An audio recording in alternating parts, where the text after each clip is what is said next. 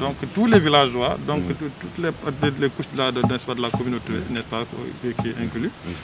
pour waxtaan ak ñoom dañuy teg donc les problèmes de la santé dans le village carte sur table.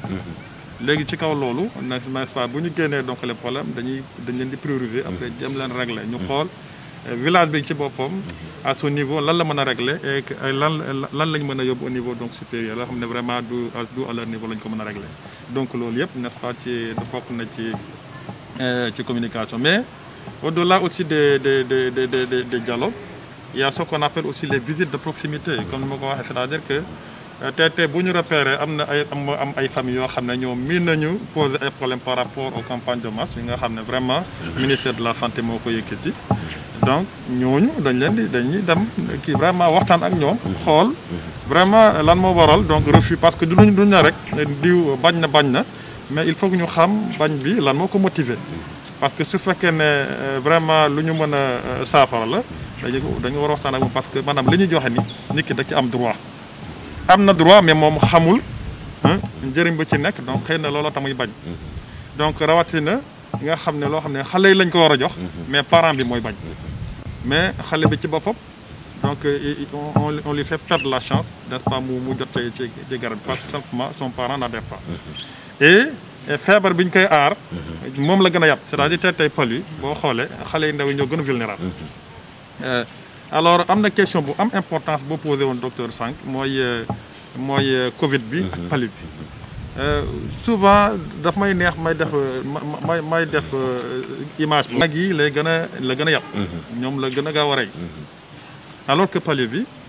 moom xale yi la gën a yàpp. donc ce qui fait que ñoom ñaar amul benn feebar bu ñu war a négliger. dañ leen war a yóbbaale ensemble. te corona bi warul tax donc ñu négliger palu bi. mais palu bi aussi warul tax ñu négliger corona bi. docteur wax na ko fi sànq. donc dafa nekk aujourd'hui ñaari feebar yoo xam ne comme ni ko président yoo waxee woon ci temps yi passé on vit avec,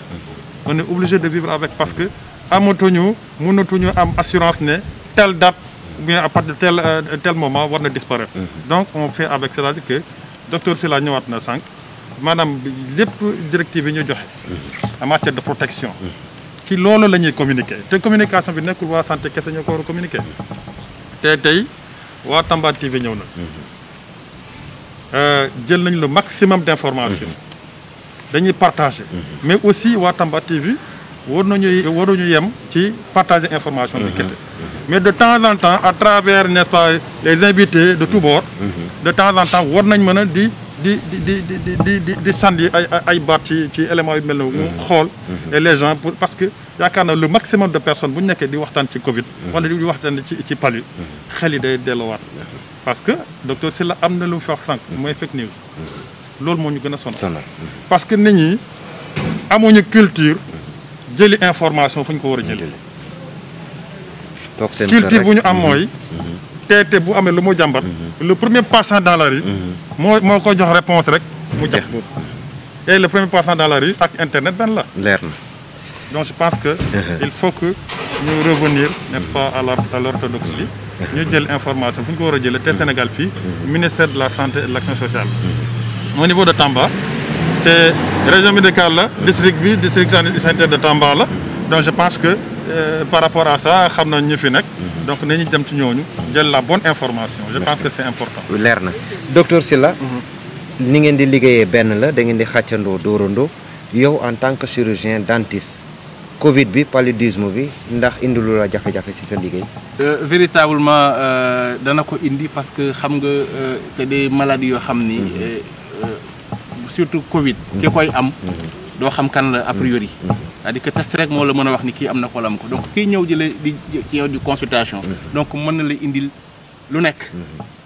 bu dee palu bi aussi c'est vrai que les signes sont connus ah boo defee TDR ñu xam ni mais toujours est-il que rek ñaari feebar yi amul benn branche bu mu bàyyi ci médecine. ñëpp la handicapé de sorte que ñun li ñu war rek mooy toujours dans la prévention nekk dans bañ ko subir. toujours di ko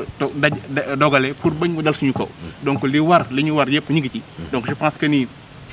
ñu koy waxoon au début bi rek prévention bi en tout cas mooy meilleure solution bi nga xam ni muy dentiste bi muy médecin bi muy infirmier bi donc moo tax mu mën a gagner combat bi donc lu ko mooy rek kum ci doon rek sa liggéey dana gàllankoore te amuñu droit faillir à notre mission donc dañu war chaque jour parce que nit ki la yaakaar su ñëwee seet la fekk yow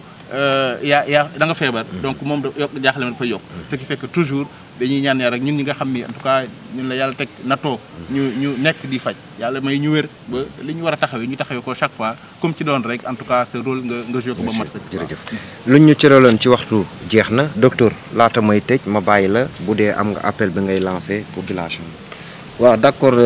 jërëjëf Diallo ci li nga def en tout cas par rapport ak suñu appel ñun en tant que médecin chef district sanitaire Tambacounda ci ñetti point surtout lay tënku benn bu njëkk bi ci lu jëm ci wàllum lutte contre le coronavirus muy mbas mi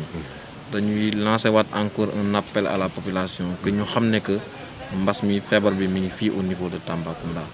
te ñu xam ne que lenn rek moom mooñ ci mën a jàppale ba mu bañ a law moom mooy population bi déggal directive yi nga xam ne waa kër docteur ñu ngi koy jox mooy ñu respecter les gestes barrières ñu jéem a def le tout bay ñu di faral di takk masque jéem a def le tout également ba raxasu nekk loo xam ne lu ñuy yomb la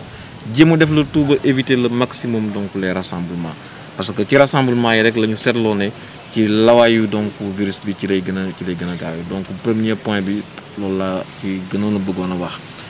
beneen bi aussi ci jëm ci wàllum paludisme dañuy ñaanat encore une fois la population de Tambacounda que ñu xam ne que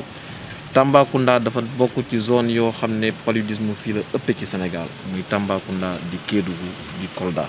donc dañ leen di ñaanat encore une fois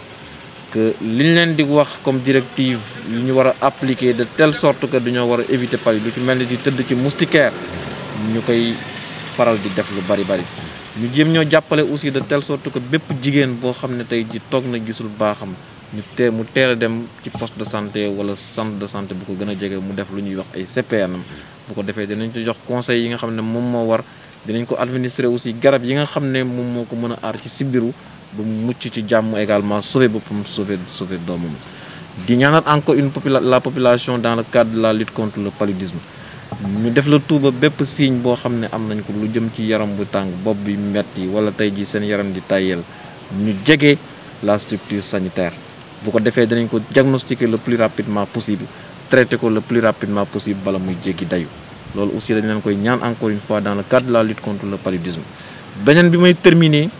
boobu toujours ci cadre paludisme la mais dafa nekk benn campagne de masse boo xam ne wax naa ko léegi nii ñu ngi koy def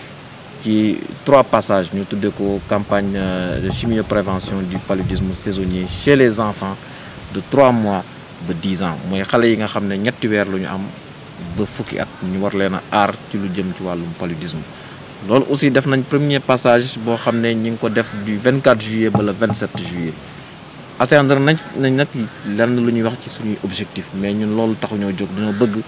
bépp xale boo xam ne mi ngi yeewoo Tambacounda tey ji ñu aar la ci sibiru moo tax ñuy lancer waat encore un appel à la population de Tambacounda que ñu def le tout ba que ces enfants mooy xale yi nga xam ne am nañ diggante 3 mois ba 10 ans ñu génne leen de telle sorte que passage bii nga xam ne ñu ngi koy def lundi bii di ñëw muy altine 31 août ba le jeudi 3 septembre ñu jox xale yi donc seen garab yooyu bu ko defee xale yooyu mën leen a aar ci sibiru man daal yooyu message la amoon yi may lancé di gërëm encore une fois la presse locale de Tambacounda parce que tey jii si aujourd'hui bu ñu cité Tambacounda parmi les régions et les districts yu gën a performant en matière de lutte contre donc le coronavirus tey jii la presse locale aussi dañ cee jouer un rôle prépondérant donc c'est l'occasion également de les remercier pour cette collaboration tey jii si je prends Tamba TV musuñu leen a woo ne leen dañoo bëgg tey jii def kat benn émission wala dara ngeen diffuser automatiquement da ngeen ñu yombalal ba tey jii message yu ñu bëgg a jàllale ñu jàllale ko donc loolu aussi dañ leen ciy gërëm encore une fois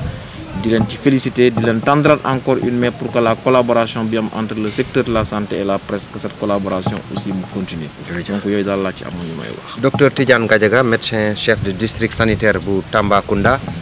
à ma droite docteur Mansour Silla di chirurgien dentiste le chargé de la communication ITIAR Tamba TV mi ngi leen di gërëm di leen sant yéen ñi mbokk téléspectateur ak téléspectatrices yi kenn demul ngeen des ñu ngi leen di gërëm di leen sant di leen dox dig daje ba semaine prochaine incha allah wasalaam di fàttaliku nag ci wàllu xarala bi Daouda Kanté la woon Abdou Kanté ak Cheikh Oumar Kanté yéen it jërë ngeen jëf merci